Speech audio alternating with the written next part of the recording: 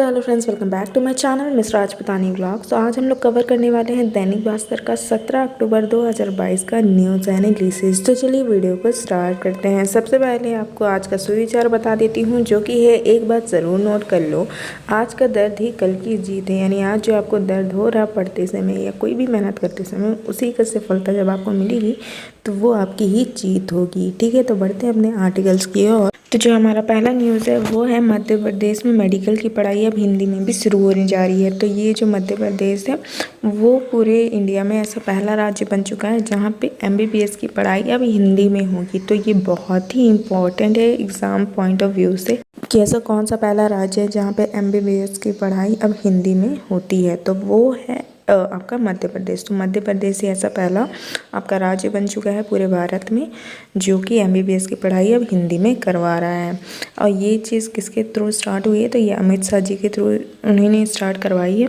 और दूसरी चीज़ ये कि अब उन्होंने ये भी कहा है कि टेक्निकल स्टडीज़ लाइक आपका इंजीनियरिंग हो गया, ये सब टेक्निकल जो पढ़ाई होती है वो भी अब हिंदी में होगी। ये सब पढ़ाई जो थी पहले MBBS और इंजीनियरिंग टेक्निकल फील्ड्स की पढ़ाई, ये सब पहले इंग्लिश में होती थी, बट अब ये सब हिंदी में होंगी। ठीक है, मतलब हिंदी में भी होंगी और अदर लैंग्वेजेस में भी होंगी, जिससे कि जो बच्चे जिस लैंग्वेज में पढ़ना चाहते हैं उस लैंग्वेज में पढ़ के वो क्लियर कर सके उस चीज़ को।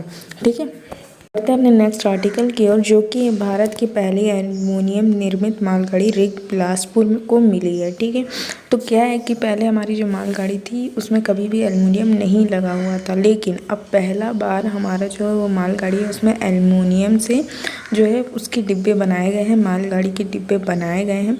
और उसका उपयोग जो है वो पूरे देश में पहली बार हमारे बिलासपुर में किया जा रहा है, जो कि छत्तीसगढ़ में एक ज़िला है बिलासपुर, वहाँ पे किया जा रहा है। ठीक है, तो इससे एक क्वेश्चन आ सकता है, दो क्वेश्चन आ सकते हैं कि हाल फिलहाल में जो मालगाड़ी है उसमें कौन सी रेक अभी लगाई गई है। ठीक है, तो उसमें आपका आ जाएगा एल्युमिनियम रेक। दूसरी इसमें क्वेश्चन पूछ सकता है कि हाल फिलहाल में जो एल्युमिनियम रेक से बनी हुई मालगाड़ियाँ हैं वो अभी सबसे पहले भारत में कहाँ चली है, तो वो बिलासपुर में सबसे पहले एल्युमिनियम की जो रेलगाड़ी है वो चली है। तो चलते हैं अपने नेक्स्ट आर्टिकल की ओर, जो कि है कृषि अर्थशास्त्र के योगदान के लिए डॉक्टर दिनेश को जवाहर रत्न पुरस्कार से सम्मानित किया गया है। ठीक है, तो जवाहरलाल नेहरू कृषि विश्वविद्यालय में अभी हाल फिलहाल में 59वां स्थापना दिवस बनाया गया था। ठीक है, समारोह किया गया था। उसमें जो डॉक्टर दिनेश जी हैं, डॉक्टर दिनेश कुमार मरोठिया जी हैं, उनकी कृषि और प्राकृतिक संसाधन अर्थशास्त्र में उनके योगदान के लिए उन्हें जवाहर रत्न पुरस्कार से सम्मानित किया गया है।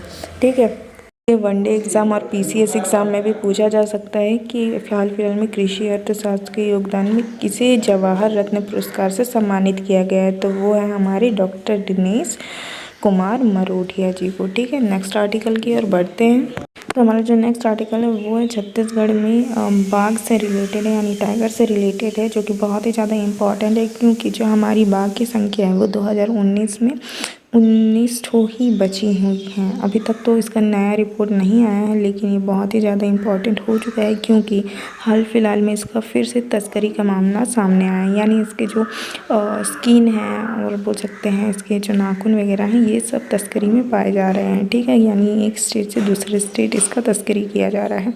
तो ये चीज़ अभी तक पता नहीं चला है कि इसे क्यों किया जा रहा है और कौन कर रहा है, लेकिन इसके मामले में पूरी जाँच चल रही है। तो ये बहुत ही इम्पॉर्टेंट है, क्योंकि इससे रिलेटेड कुछ इस तरह के मेंस में क्वेश्चंस आ सकते हैं कि हम टाइगर्स को बचाने के लिए क्या क्या कर सकते हैं। दूसरा, अगर PCS या फिर वनडे एग्ज़ाम में इसके रिलेटेड क्वेश्चन आता है तो इससे रिलेटेड पूछ सकता है कि छत्तीसगढ़ में अब टोटल कितनी टाइगर्स बचे हुए हैं। 2019 से रिलेटेड अगर मतलब 2000 गणना यानी काउंटिंग देखी जाए तो सिर्फ 19 बचे हुए हैं, पर हाल फिलहाल में अभी ऐसा कोई भी काउंटिंग नहीं हुआ है, इसलिए हम फिलहाल का तो नहीं बता सकते हैं।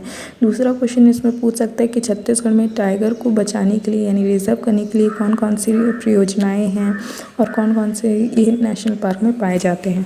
तो इस तरह के जो क्वेश्चन है वो आपसे पूछे जा सकते हैं टाइगर से रिलेटेड। अब बढ़ते हैं नेक्स्ट आर्टिकल की, जो कि पूरे पेज में इस स्कीम के बारे में बता दिए गए हैं और मैंने आपको ऑलरेडी कहा है जितनी भी स्कीम्स है वो सबको अच्छे से रट लो, ठीक है। तो यहाँ पे हमने सबसे पहले देख सकते हो राजीव गांधी ग्रामीण भूमिहीन कृषि मजदूर न्याय योजना है, तो इसके बारे में आप अच्छे से पढ़ लेना। राजीव गांधी किसान न्याय योजना, इसके बारे में भी आप अच्छे से पढ़ लेना। ये दोनों जो है राजीव गांधी किसान न्याय योजना और ये राजीव गांधी ग्रामीण भूमिहीन, ये दोनों कृषि के लिए हैं।